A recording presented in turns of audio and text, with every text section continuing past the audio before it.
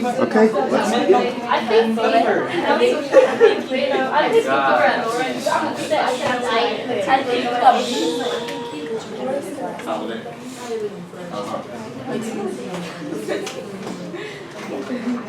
Okay, where were we last time? Last time we did use long division to help us factor something.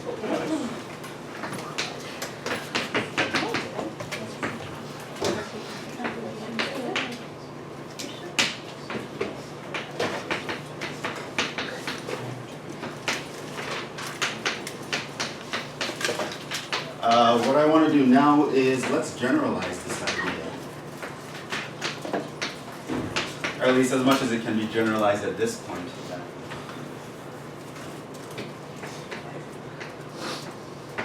So, I want to talk about some useful theorems. Not going to prove them, just stuff you should know.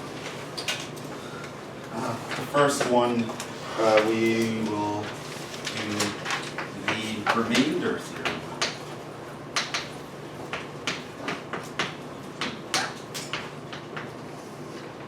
This is basically a theorem that says the following: that p of x be a polynomial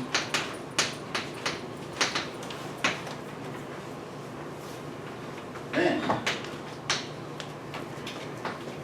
p of c, so c is a specific x value, a specific number, is the remainder. So remember what the remainder is, that's that thing that's left over after you do the division and you can't divide into it anymore.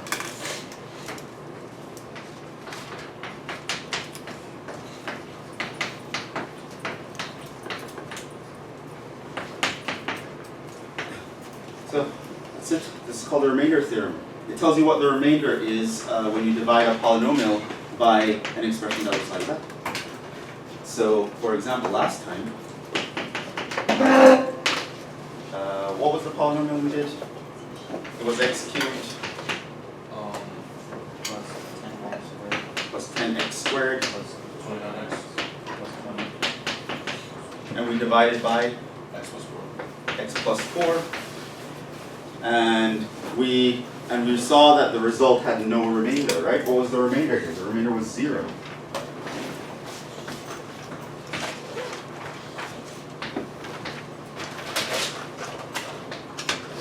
What that means, this means, if I were to take the top as a polynomial,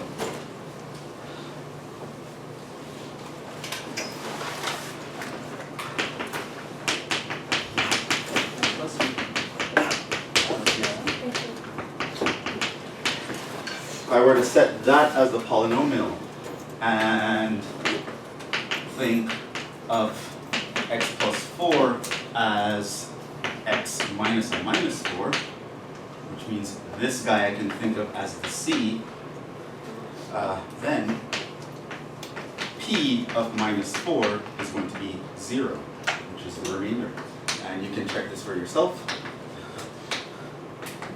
If you plug in minus 4 into that polynomial, you will get 0. This is as a consequence of the remainder theorem, which is a consequence of the division algorithm for polynomials, which you don't need to know at this point, so don't worry about it. So that's the remainder theorem. You want to find out the remainder when a polynomial is divided by a monic expression like that, you actually just plug in the c and it will tell you what the remainder is. Now, when the remainder is 0, we saw that that was very convenient, so that's a number that we're going to be aiming for often. Another useful theorem is called the factor theorem.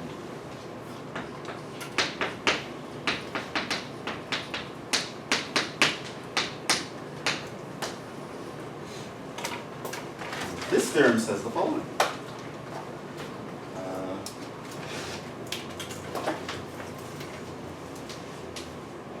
If p of x is a polynomial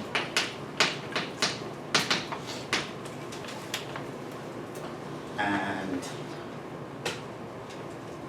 p of c equals 0, then x minus c is one of the factors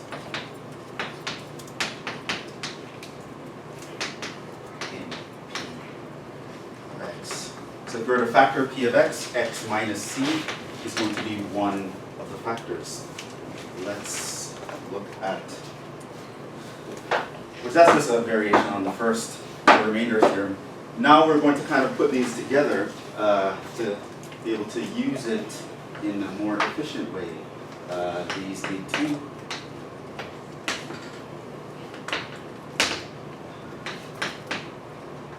the rational roots theorem. Now this is the one you should remember. Right? This is going to be the most important one.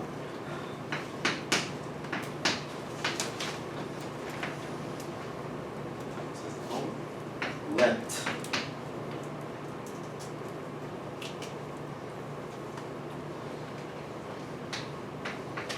p of x equals a, say n x to the n plus a n minus 1 x to the n minus 1 plus, so it's just your everyday polynomial a1x plus a0, or your an not equals 0.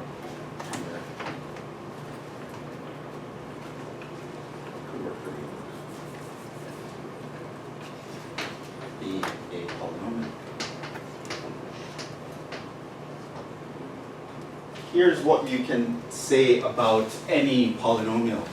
It's called the rational roots theorem. Then, if, so this is if, it's not guaranteed to happen, but if it's going to happen, if p of x has any rational roots. Rational, remember that's just a word that means fraction. Ratio of integers. Okay, which means if I can plug in a fraction to make this give me a 0 output, then the root must have the form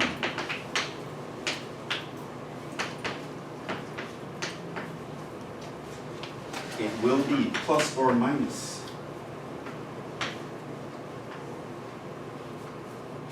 going to be a factor of the a naught divided by a factor of a n. Any rational roots to a polynomial will have this form. I'm not going to prove it for you, even though the proof of this one is actually not, so it's not that hard. But I'm not going to prove it. But you should know this. So if you have a polynomial and you want to find what are the numbers that make that 0, if you want to find all fractions that make it 0, this will be the form of the fraction. So your a and here are integers.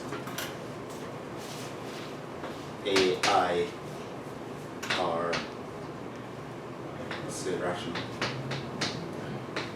They're fractions. How do we use this to our benefit? Well, we know that if we plug in a certain number into a polynomial and we get 0, it means that x minus that thing will give us 0 remainder. We know that having 0 remainder means that we can factor something using the factor x minus c from the factor theorem, and the rational roots theorem is what tells us how do you actually guess what to try if you're not given what to try. So you remember that last time I gave you that example, x cubed plus 10x squared plus 29x plus 20, I said factor it completely given that x plus 4 is one of the factors. I told you what a factor was. What if I didn't tell you what a factor was? How do you go about finding one? The rational roots theorem is how you go about finding one. So let's actually do an example of that. Do you have an example? It's on the next page.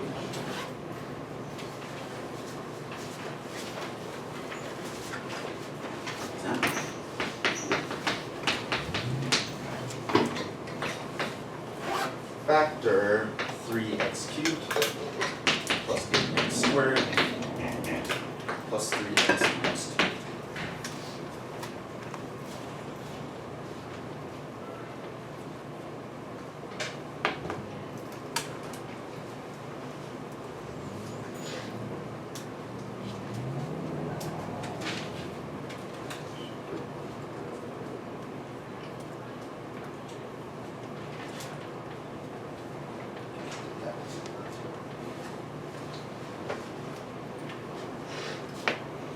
So let's say a problem like that shows up on the next quiz, whenever it's going to be. How do you go about doing that?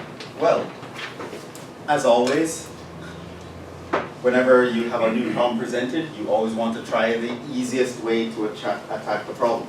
You don't want to think too sophisticated too early. So, we go back to basic principles. How do we factor? Well, I look for a GCF. There is no GCF. Okay, then there are 4 terms, so my mind would immediately jump to factor by grouping. So I'm going to think, okay, maybe I can do factor by grouping. But then you look over here, common term is going to be x squared. You factor that out, you'll get 3x plus 8. Over here, though, the common term is 1. If I factor that out, I would get 3x minus 2.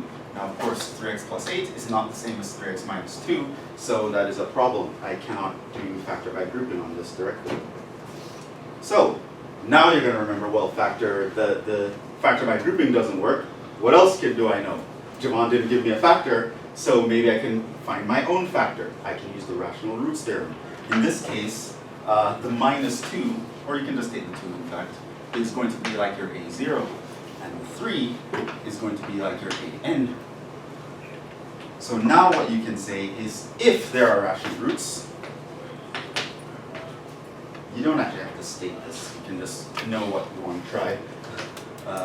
If there are rational roots.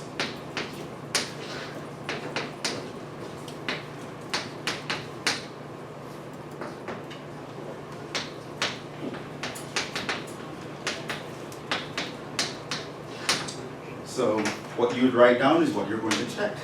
We are going to check x equals, and I'm going to write down a bunch of numbers. Now it's going to be a factor of 2 divided by a factor of 3. Now what are the factors of 2? 1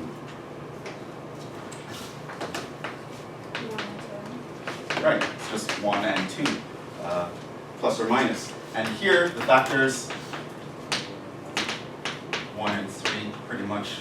And we can take the pluses and minuses of these. So pretty much the things that I would check is I can take the 1 divided by the 1 plus or minus.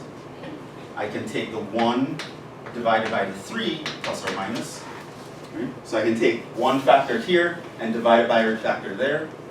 Or, plus or minus, I can take this factor divided by that. Or take this factor divided by that. Which means, without anyone giving me any information, there are 8 numbers that I would try here. Now, how do you start checking? Well, again, you start with the easiest thing. So you start by looking at if x equals 1. Okay. Now that's clearly not going to give you 0, right? Because that would give you 3 plus 8 plus 3 minus 2. That's not 0. So you might try this the next thing. X equals minus 1. That will give you minus 3 plus 8 minus 3 minus 2. And what's that? That's actually 0. What that means is I have just found a factor. This means x minus a minus 1 or x plus 1 is a factor. I've just found one, even though you didn't tell me. Try to keep it down, Jhevon, but I found a way. Okay. So I say factor this, no more information given. You can actually find your own factor, right? You are just going to create factors like this, and then you're going to plug them in and see if they work. Now, what does it mean that x plus 1 is a factor? Well, it now means that I can divide that polynomial by x plus 1.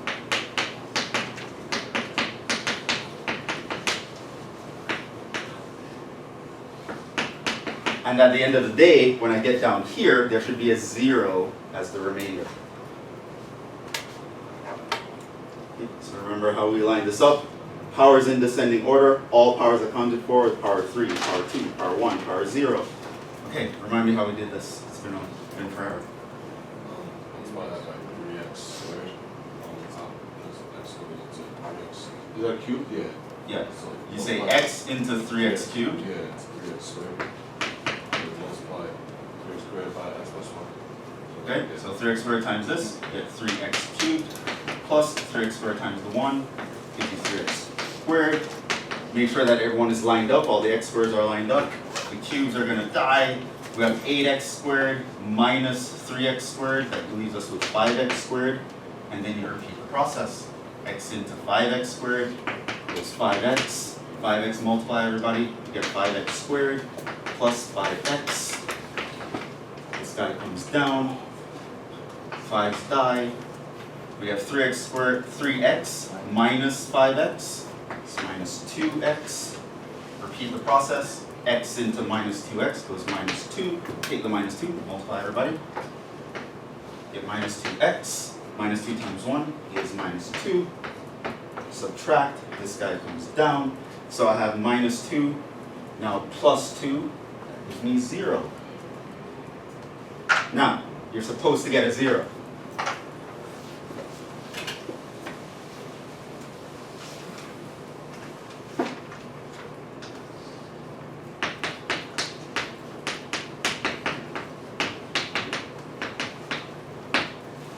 Otherwise, you made a mistake. Or it's not a factor. Which means you made a mistake. You just made it over here.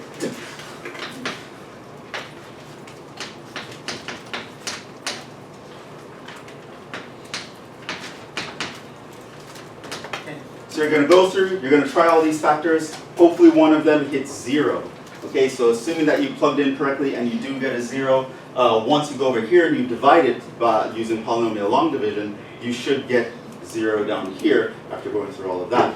Now what that means is that this guy, as we saw last time, can be written as this times that.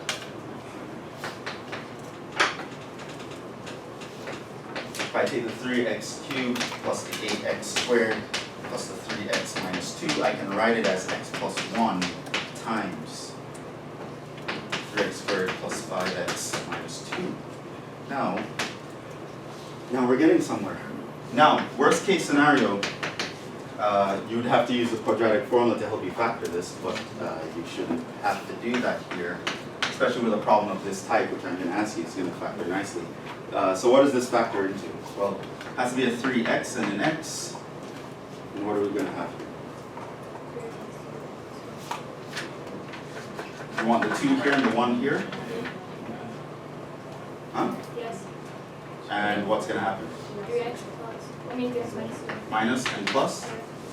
This will give you minus 2x plus 3x. That does not give you 5x. Oh wait, hold on. Try the 1 over here and the 2 over there. That'll give you the 6. If I make it a plus 6 and a minus 1, that will give me the 5. That's the factor.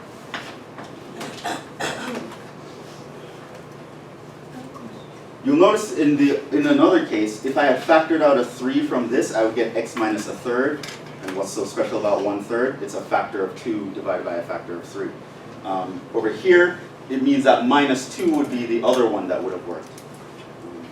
So had I tried all of those things, I would have gotten minus 1 is a root, I would have gotten 1/3 is a root, and I would have gotten minus 2 is a root. But you only need to get it started with 1. Do the long division, break it down into a lower power, and continue to factor. Is there any? Yeah. But like going back when you factored like the AN and the AO and you got 1, 3, and 1 and 2, why did you get like, you were checking X, you had like 1 over 1, 1 over 3, 2 over 1, 2 over 3? Because I want all possible combinations. So you combined all of them? Yeah, you want all possible combinations where there's a factor of 2 on the top and a factor of it on the bottom. So I just did it in a way that, to make sure I don't miss anything. So I started with the 1 over here, and I divided by all the guys on this side. Then I go to the 2, divide by all the guys. Go to yeah. So you want all possible combinations. You're not sure ahead of time which combination is going to work, so you have to try all of them, plus and minus. What about, What she was, yeah. is there a time where the trial and everything doesn't work, but then you're like, seeing If you try everything and it doesn't work, it means that it does not factor into numbers like that. It'll probably factor with radicals or maybe even complex numbers or something like that. But once a fraction is going to work, one of those is going to work. So if you get a problem like that and you tried everything and none of them worked, what it means is that there's a typo. And you just say, hey, Jhevon, I tried all these factors, none of them work. And I can either say, oh, those aren't right factors, or I can try it as, oh yeah, you're right, maybe there was a typo. Yeah, but it's going to work out in this class. So that's what the theorem says. It says if it exists, that's how you would find them. They don't have to exist. But if I ask you to factor something, it's going to exist. So you should have one of those working. Why isn't it 3/2 or 1/2 one of them? Because 3/2, this would be a factor of an. And that's a factor of a0. Wait, isn't it the other way around? Exactly, it's the other way around. So she asked me why isn't 3/2 one of the things I would check. Okay. Because it's the other way around. You have to, it's the constant term, the factors of the constant term must be on top, right? So the possible roots is a factor of the constant term. So the possible roots, so it's a factor of constant term over a factor of leading coefficient. To write it out in words so we don't get mixed up with the an or the an plus 1. It's always going to be that form, according to the rational roots theory. If none of those don't do it, it means that you can't factor it like this. It factors with radicals or complex numbers. But once it factors into whole numbers or fractions, that's how you find them. So once you just find one number that works, you just plug that in and just find it. Yeah, once you find one, you just do the division. What's it going to do? It's going to break this down, and then you can factor using some previous method. Of course, you could have started bigger. I'm not going to, but just in theory. If I had started with something like x to the 5th, then you have to factor that. What you would do is you'd find one, you do this division, you get an x to the 4th. And then you kind of repeat, you get an x cubed. Repeat, you get an x squared. Once it's a square, you just use the AC method or whatever to factor it. So you can use the division to break things down so that eventually you can get to a point where you factor easily. Other questions? That's using the rational roots theorem. So sometimes I'll ask you to factor something and I'll tell you what a factor is. Sometimes I won't, and this is how you'd find a factor and try it. Which probably, if I had to ask one of these problems only, this would be the kind I would ask, right? So because you'd have to do more. I had a couple more examples, but I'm not sure I want to do that. I mean, it's cool, but I guess I'd rather. Yes, let us move on. So that's our new factoring technique. Now you know how to do long division of polynomials, and hence learn a new factoring technique. Of course, you know factoring is super important. We need factoring when solving equations. We need factoring when trying to simplify any expressions. It's all very, very important stuff. And sometimes you get things where the factoring method that you have isn't going to be very nice. Other times, I mean, probably one other method that you can have to factor, which I haven't told you, which it's not really a main thing, but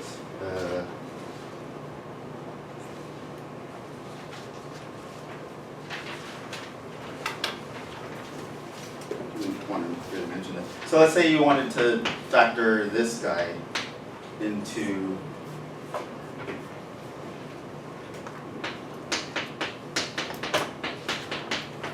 let's say you wanted to factor that guy. One option you had besides the rational roots theorem, which I'm never really going to test you on this, is you could kind of make something up.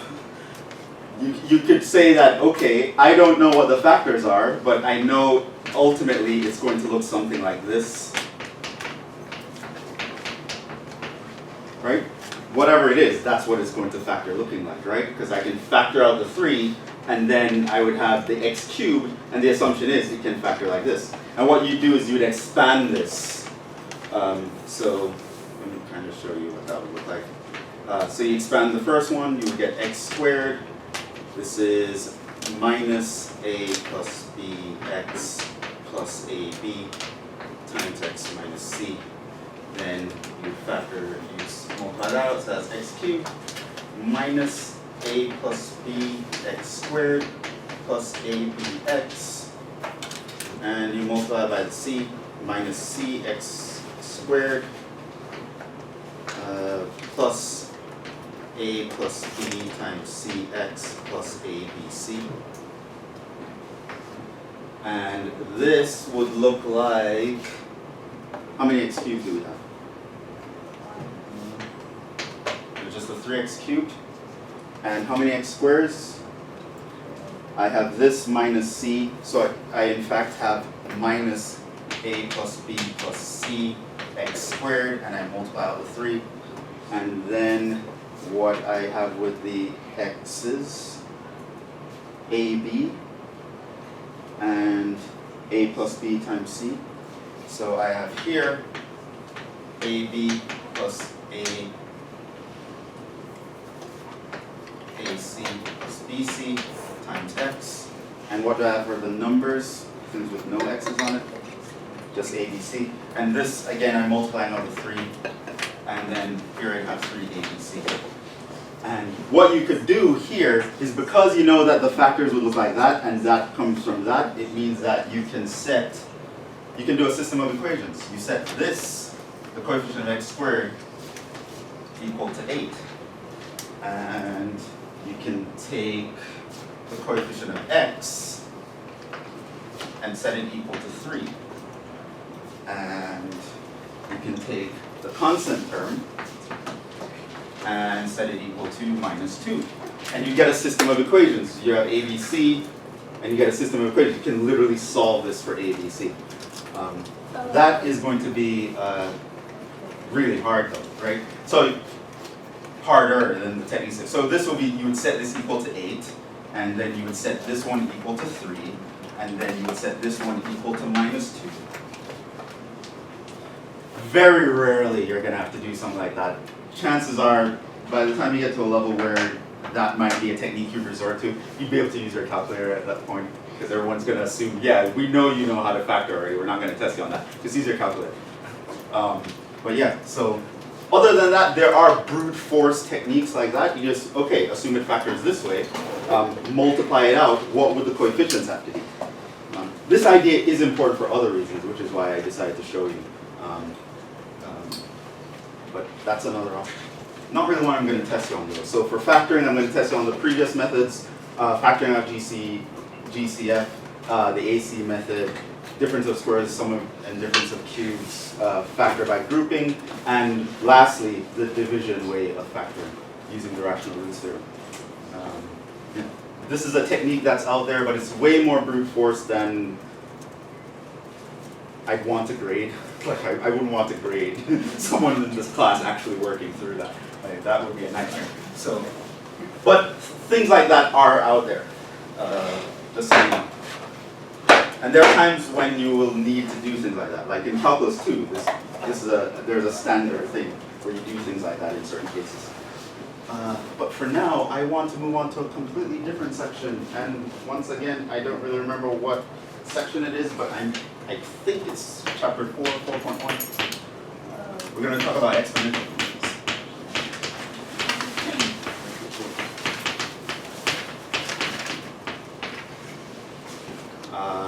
Definition.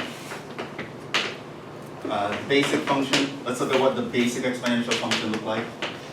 I want you to just be aware that it can be modified using transformations, so I can shift this and do it and get something else. Then you should also recognize it as an exponential function.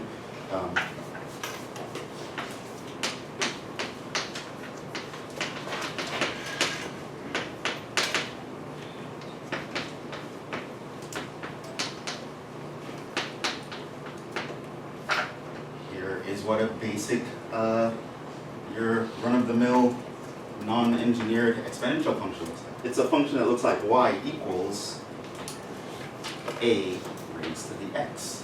In other words, where a is a constant.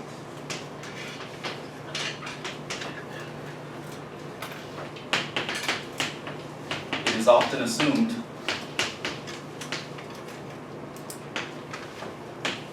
and we will assume this,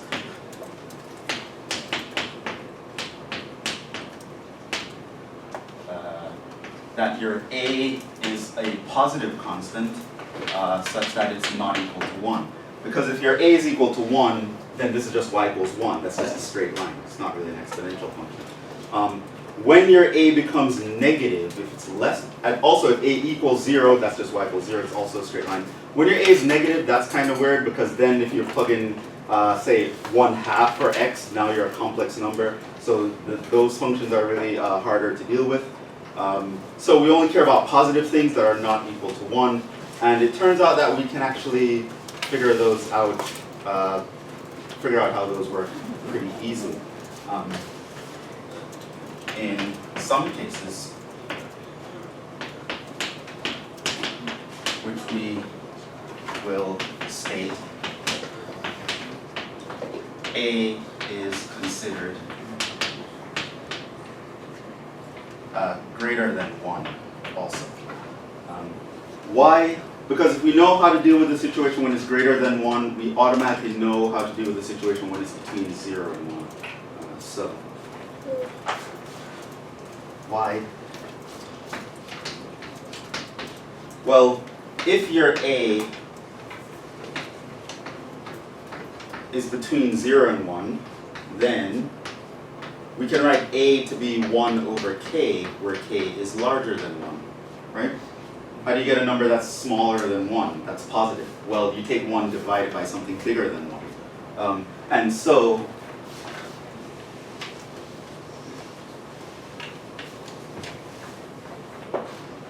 what I'd be able to do is I'd be able to say that my a to the x will just be 1 over k to the x, which will just be 1 over k to the x, which will just be k to the minus x, which is just another exponential function. I'm just plugging in negative values in the power instead of positives. And if I want to get to the positive powers, I plug in negative x's.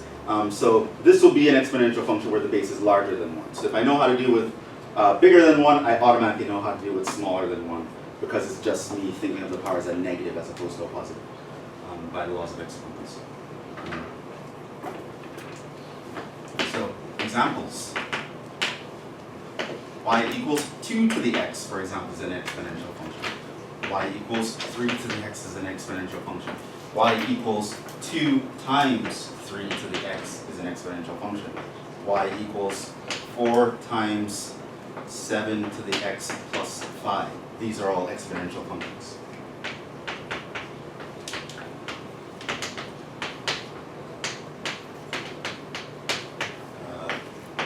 More like y equals 3 to the minus x, which, by the way, you can notice is 1/3 to the x, is also an exponential function. So that's what they would look like as a formula. What do they actually look like as a picture? Well, let me show you.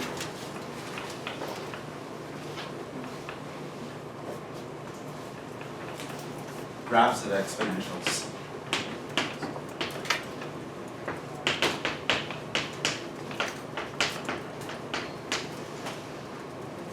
So, for the graph, we tend to think of a as larger than 1.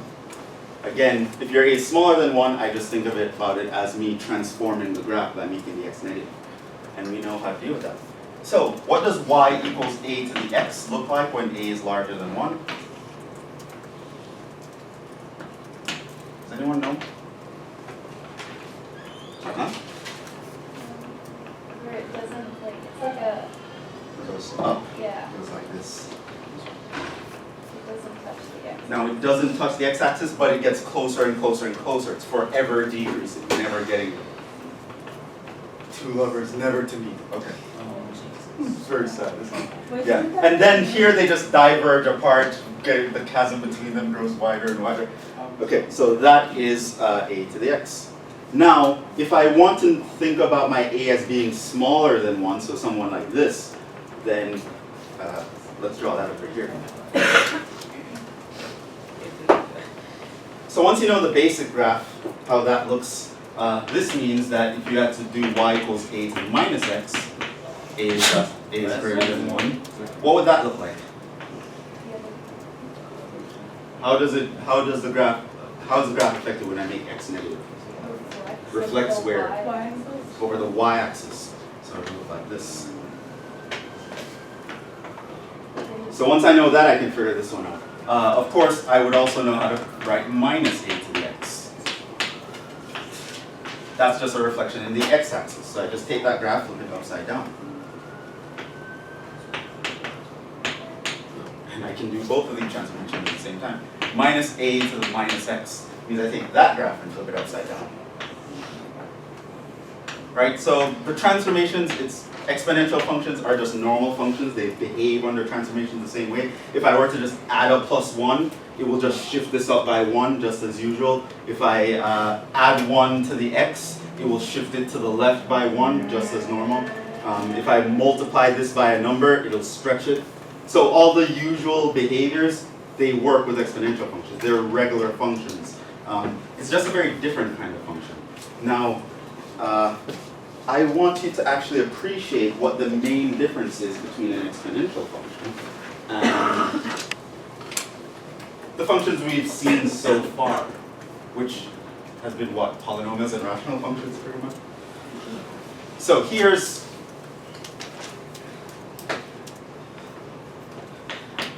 now this is going to be important. Starting in Calc 1, I want you to understand the relationship between the all too familiar polynomials and the exponentials. Now, if we were to graph y equals x squared, for example, it would look like this. And if I were to graph, say, y equals 2 to the x, it would look like that.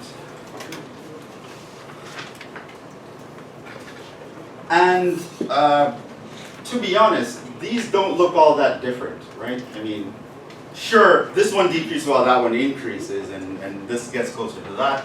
But, you know, they're very comparable. You know, this one is higher than this over here, and then it's over here. Okay, they're kind of the same thing. So that's the expectation. In truth, exponentials are very different from polynomials. To understand where their difference comes in, though, you have to look on a much larger scale. See, here is the reality. Expectations versus reality, right? So, let's say I really want to look far. So x is a gajillion, bazillion,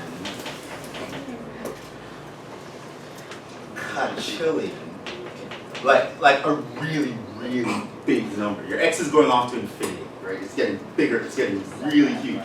Okay, so on that scale, here's my exponential function. This is my 2 to the x. It looks like this. Okay, that's our y equals 2 to the x. What do you think the x squared is going to look like?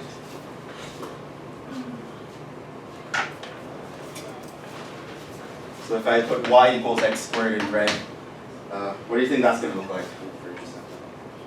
Like a bigger version, right? No. What? Like you do that for everything. Like that's what you did the first. Oh, the graph's gonna look like. She just does this, so I can't say she's right or wrong. So like, I guess you're right. I end up getting it right though. Yeah. So. No. She tried to pull that on. She tried to pull that on the exam. You know, she wouldn't box her answer. But I ended up getting it right. Because she's like, because if I mark it wrong, she can say, well, my answer was over here. No, that's not gonna work.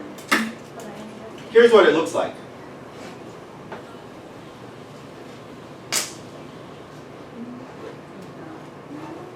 Exponentials grow a lot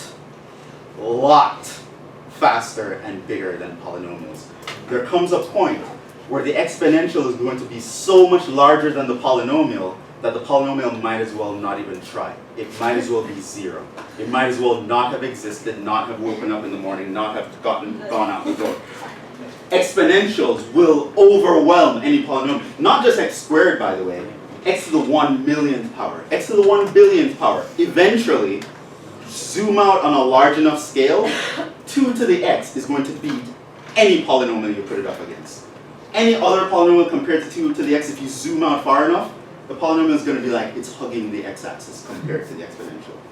Exponentials grow really, really fast. Now, like I said, in the short term, you don't notice this. If someone is living down here on a very small window, they're not going to think there's much of a difference between the two functions. But when you zoom out, that's where the differences start to become apparent. Exponentials are huge compared to polynomials, like beyond description huge. Yeah. So it doesn't even like look like a parabola? Yeah, it looks like a parabola. You can think of this as curving. I drew like a straight line for exaggeration. But yes, it is doing this. It's just doing this so slow compared to how this guy is doing that. It's like when you compare them on a large enough scale, it's like, is this guy even increasing? Like, is he doing it? Dude, you're not even trying. But no, it can't help it. The exponential is very huge. What you would notice about polynomials is that they grow, I don't want to say they grow at a fixed rate, but to kind of see why,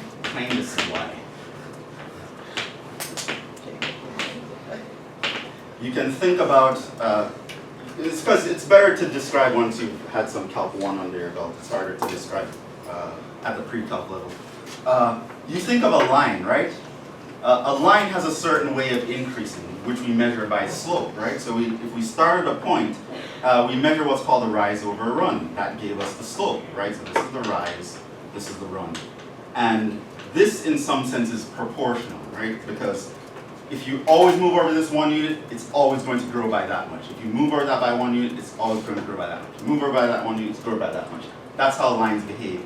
Polynomials, they kind of do this a little faster. If it's like an x squared, it'll jump a little higher and so on and so forth. When you talk about the exponential, like you look at y equals 2 to the x. Well, at 0, what is that? Well, that's at 1. If you plug in 1, it'll be at 2, right? So at first, you move over 1, it'll jump up by 1. Plug in 2. If you move over 1 more unit, now it jumps by 2 units, it'll jump to 4. Move over 1 more unit, we're at 3. Now, it's going to jump by 4 units, it's going to jump by 8, right? It jumps by more each time. Every time you move over a little bit, the vertical jump gets a lot bigger. And it jumps vertically in such a way that it will outpace any polynomial on a large enough scale. Like, the jumps that a polynomial would make are never going to be as big as what an exponential will make eventually. Right? Eventually, every time you move over just a little bit, the vertical jump is going to go through the roof. And the polynomial is still going to be like, right? Exponentials are really, really big. That's going to be important when you get to Calc 1 and you talk about limits. That's going to be an important idea to know. Exponentials grow really fast. We're also going to talk about a function that grows very slow. But I don't know if we'll get to that today. Slower than polynomials. So exponentials grow faster and larger than polynomials in general. So exponentials grow really fast.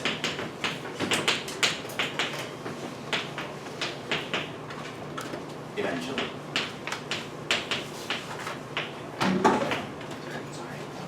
Especially in relation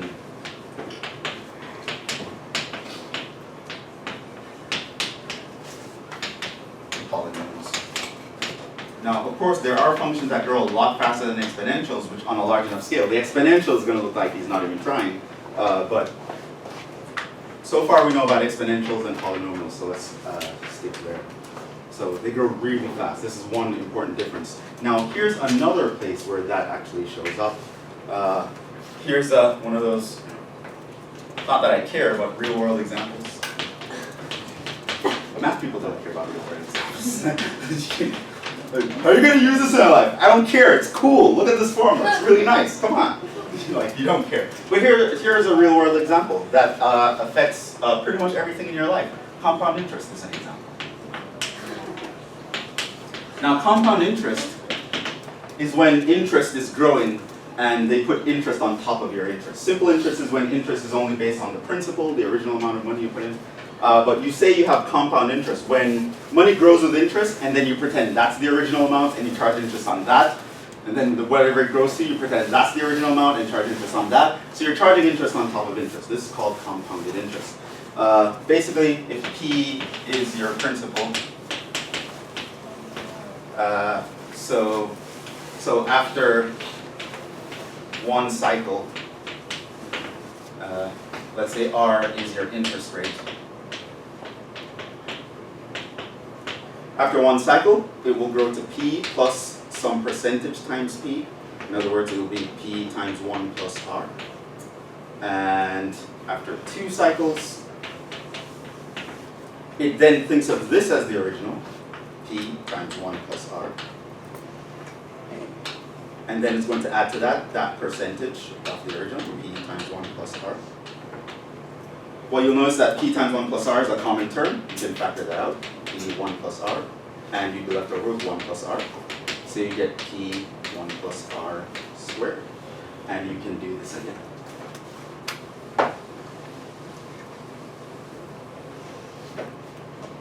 After 3 cycles, you get P 1 plus R squared, and it's going to add, it's going to pretend that's the original amount. And then it's going to multiply that by a percentage and add it to it. And you'll notice that P times 1 plus R squared is a constant common term. You can factor that out. You'll be left over with 1 plus R, so you get P times 1 plus R cubed. I think you're getting the idea. After n cycles, let's say you do this process n times. What happens is you would have P times 1 plus R to the nth power. So the P and the R, these are constants. These are your interest rate. N is the variable. So what you realize is that the compound interest formula is an example of an exponential function. So if I say A or Y, usually these A, this is an example of an exponential function.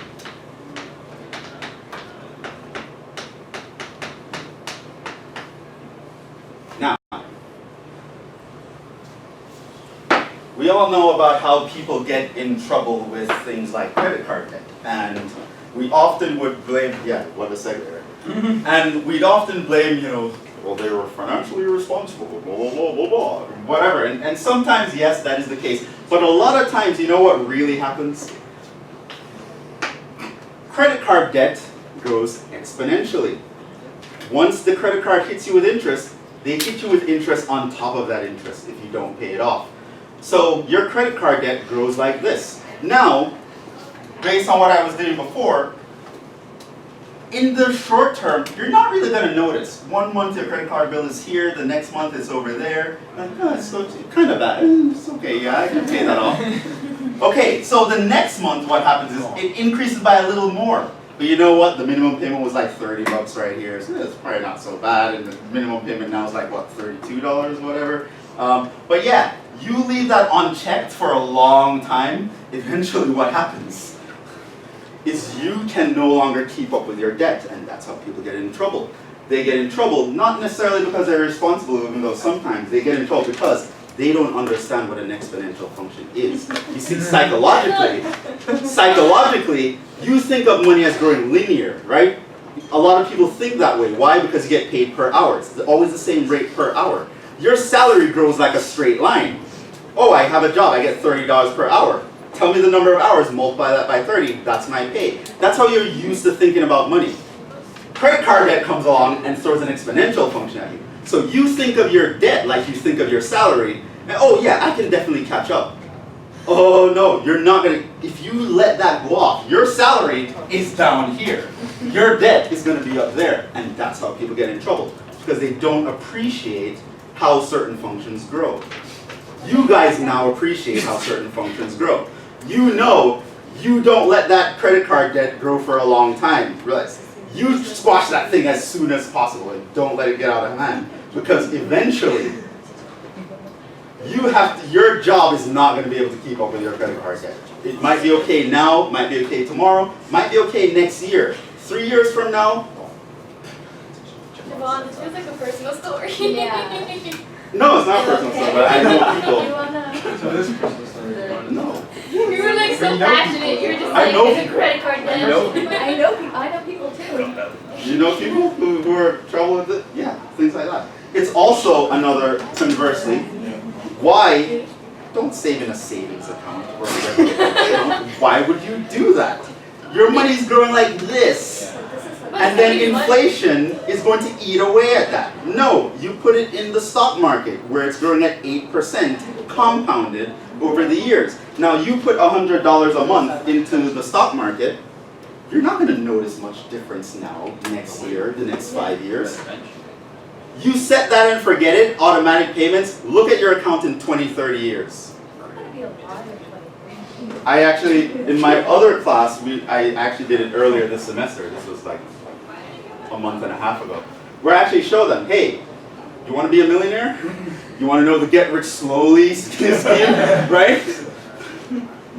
Put $1,000 a month away, you get a decent job, $50,000, take one of those $1,000, put away that per month, and I don't remember what it was, but 20-something years maybe, you'd have like $1 million into the account. That's cool. Yeah. So what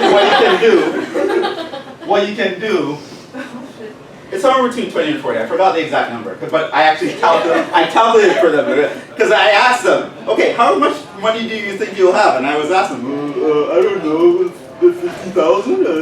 That's a good guess. Yeah. What do you think? 100,000. Yeah. How about 1.4 million? How about that? You're like, what?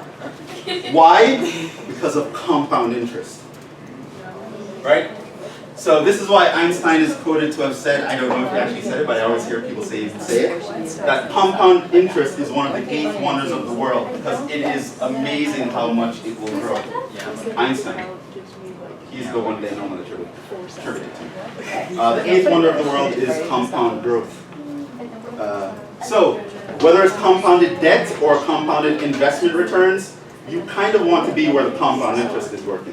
So that will tell you how you want to deal with debt as well as saving for money. You want to get the highest compound interest over the long haul. And just understand, that's to get rich slowly. So what you do, probably the way you want to live your life at this point, the moment you start getting paid, this is just one avenue. By no means this is the only thing you're supposed to do. Once you start getting a paycheck, take some percentage of that, put it into the stock market. And just forget it. Just every day, okay, every month $100 comes out of my paycheck. When you get a little higher paying job, okay, every month $500 comes out of my paycheck, goes into this. And just forget about it. Just set it automatically. But which stock? And then what the total stock market is. No, you just, Yeah, there's somewhere where you can buy a piece of everything. And just forget it. And then take whatever risks you want in life, move to California, Los Angeles, try to become an actor, try to be a marine pilot, do whatever you want in your life. Because guess what? Even if you fail miserably and your life goes horribly wrong and none of your plans work out, 40 years down the road, you're going to look back at your bank account, geez, well, at least I'm a millionaire. And that's how it happens. And by the way, you ever wondered why there's this increasing disparity in wealth? Why is it that the rich keep getting richer? How is Bill Gates giving away billions of dollars and is still billions of dollars richer? Compound interest is the answer, right? Exponential function. It's the power of the exponential. Okay, so it's a freakishly crazy thing. But that's how you would either grow wealth or dig yourself into debt faster than you can actually react to it. However, there is a very famous experiment. So there's a Swiss mathematician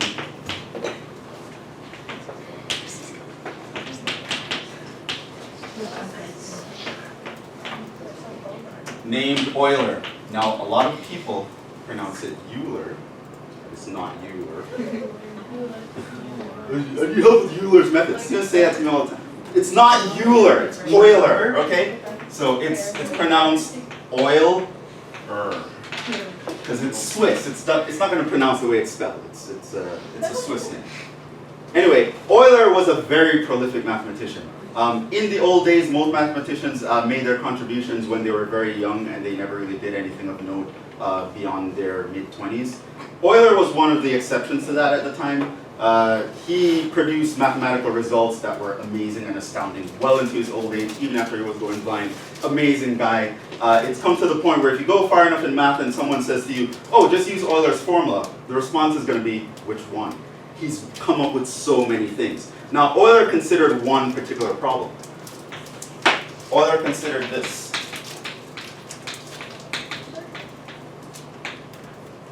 By the way, credit card debt grows around, on average, 20%, somewhere around there. Yeah. It's crazy, right? And Chase would give you what? 0.01%? Yeah, no. And so, another thing that you'd want to do, even if you go into the stock market, the total stock market will grow around 7-8% before taxes. But what you want to realize is if you have both credit card debt and that, this is being compounded at 20%, 8% compounding is not going to catch it up. So one of the things you definitely want to do is you definitely want to pay down debt more aggressively than you're building wealth, at least the first part. You want your wealth to be growing faster than your debt. Otherwise, you can still get in trouble. So, Euler considered this problem. Take $1 and take R to be 100% interest rate. So pretend your credit card company was completely malicious. I am going to charge you 100% interest rate. Now, do you guys know how often credit cards compound your debt? Every month, every year? You get a credit card bill every day. How about every day? So be aware of that. They don't mention that. You get a bill every month, but they don't charge you interest every month. They kind of charge you interest every day on the purchase, and they compound that. Okay. So imagine this experiment. Take $1, 100% interest. Suppose your credit card company, you know what we're going to charge you? 100% interest rate. And let n be the number of times compounded.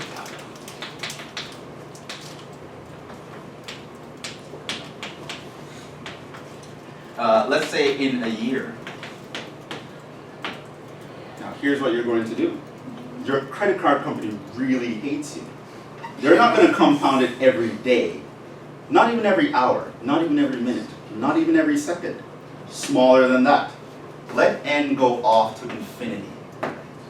What happens to such an account?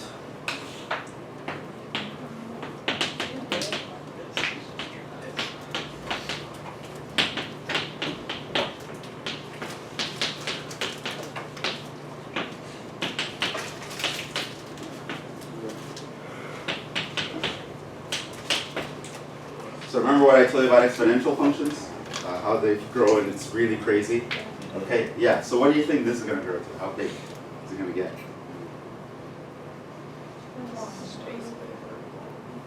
Huh? Basically a vertical line.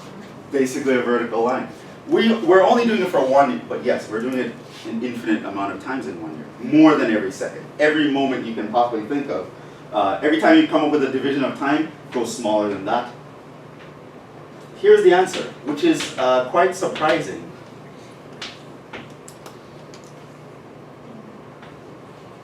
$2.72 is how big that account will grow. In fact, this is an irrational number. So Euler figured out this number to a bunch of decimal places. In fact, it will be 2.7182818, and then it's a non-repeating decimal. Is that E? Yes. So it's a very important number. Very important number.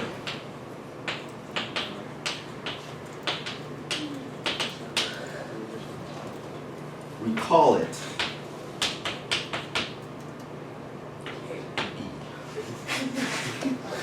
E for Euler, the guy who came up with this number. So now E, I know most people out there walking around living their lives think that E is a letter. For you, E is now a number. Kind of like pi, right? So whenever you see the symbol pi, you know there's a number associated with it. E is the same thing. From now on, E, whenever you see that, there's a number associated with it. This kind of number, it's 2.71828. And dare I say, this is a number that's even more important than pi. And you know how people geek out over pi. This number, forget it. we can create a function with this.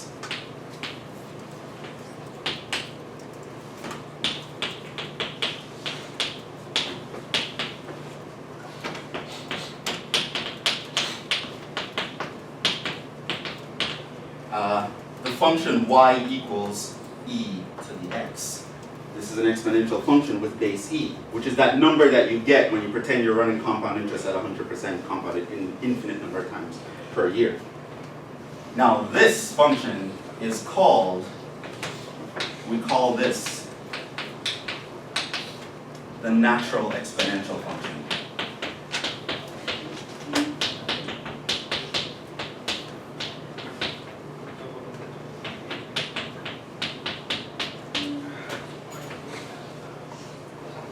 AKA, and these aren't my words, these are words of many people who are coming before me, who are much greater than I.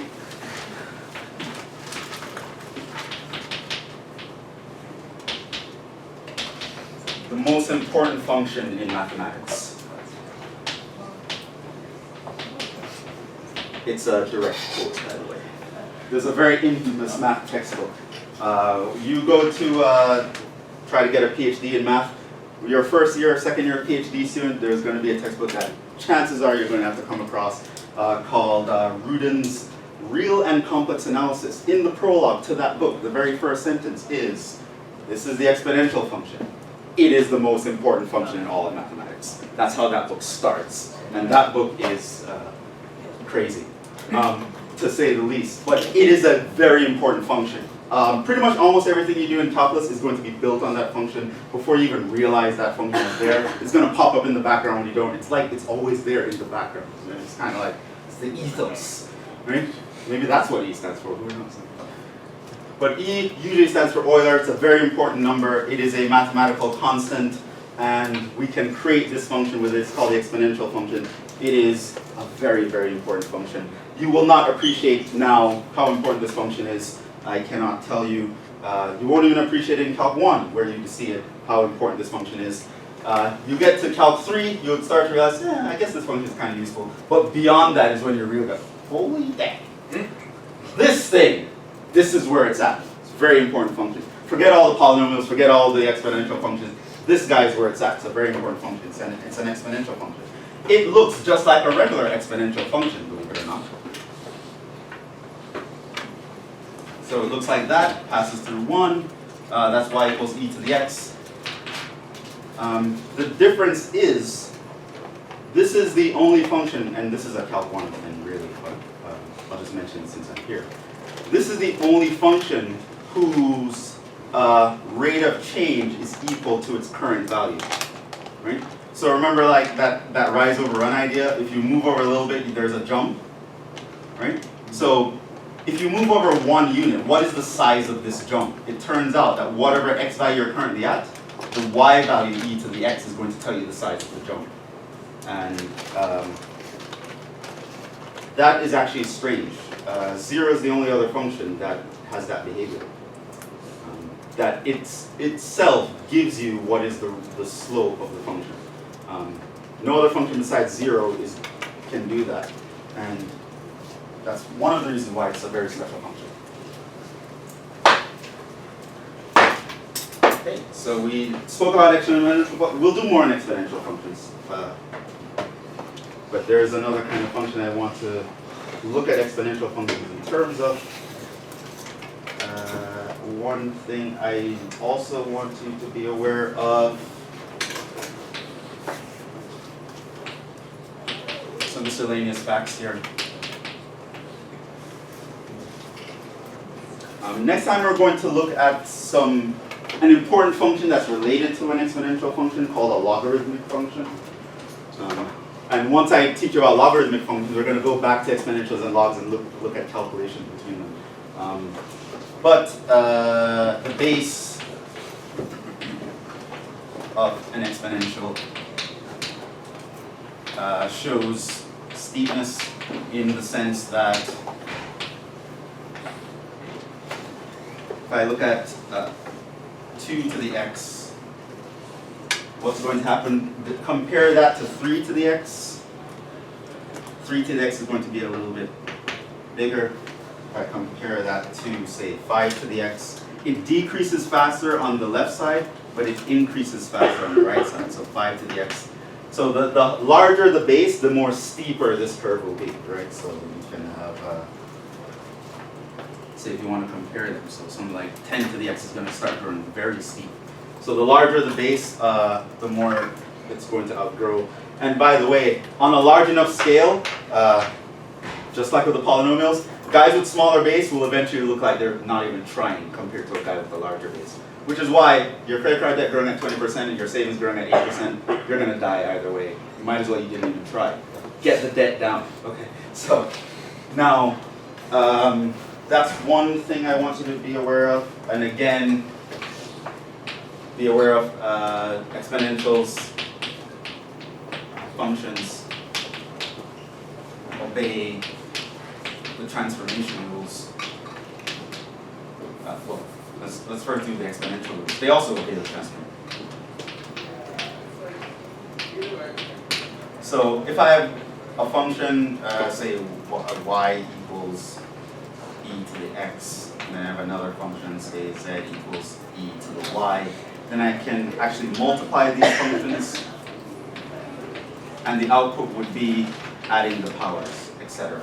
Or I can take y equals e to the x, and I can raise both sides to a power, say 2, and this will give me e to the 2, and so on and so forth. So all the exponential rules, they obey. You can divide them by subtracting the powers. You can multiply them by adding the powers.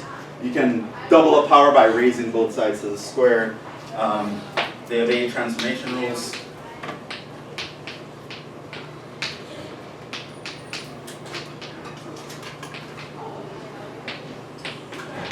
So they're just like a regular function. So if I have y equals a to the x here, then this will be y equals a to the x plus 3. Adding 3 shifts everything up by 3 levels. So that also works. Anything else I'm forgetting? Transformation rules, they do log rules, they do about compound interest. I'm not really going to test about compound interest here, but it's, it's an excuse to talk about something that's really useful. Yeah, steepness is affected by the base. I think that's kind of all I want to mention. Next time we're going to talk about the cousin of the exponential function, and we're going to start to be able to do a lot of cool math with that. And in calculus, we'll have even cooler math. What we do with exponential. Well, depending on how your teacher teaches it. Like I usually derive a lot of stuff from the exponential function. But we'll stop there. So look over division of polynomials and using the rational root theorem to factor stuff. Look over the basics of exponential functions, and we'll pick up with that on Thursday.